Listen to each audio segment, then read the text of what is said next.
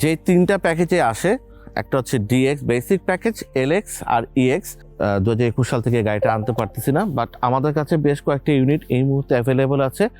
Right now আমরা যে গাড়িটা নিয়ে কথা বলতেছি, এই গাড়িটা 2020 সালের একটা হোন্ডা গ্রেস এবং ইএক্স প্যাকেজ দিয়ে শুধু ধারণা দিলাম। হোন্ডা গ্রেসের ছোট ছোট কয়েকটি ইনফরমেশন একটু বলে দেই। হোন্ডা গ্রেস সবসময় 1500 সিসির গাড়ি হয়। হোন্ডা গ্রেসের কিন্তু হাইব্রিড এবং নন হাইব্রিড দুইটা ভেরিয়েন্টই হয়। হাইব্রিড এবং নন হাইব্রিডের মধ্যে আবার 2 হুইল এবং 4 হুইল ড্রাইভও আছে। আমাদের যে গাড়িটা, এটা হচ্ছে কি হোন্ডা গ্রেসের hybrid 2 wheel drive. Side profile থেকে যদি আমরা দেখি, এই গাড়িটাতে আপনার 16 ইঞ্চ অ্যালয় রিম ব্যবহার করে। বাংলাদেশের মার্কেটে আমরা সবচেয়ে বেশি কথা বলি যেটা নিয়ে, সেটা হচ্ছে এটা গ্রাউন্ড ক্লিয়ারেন্স।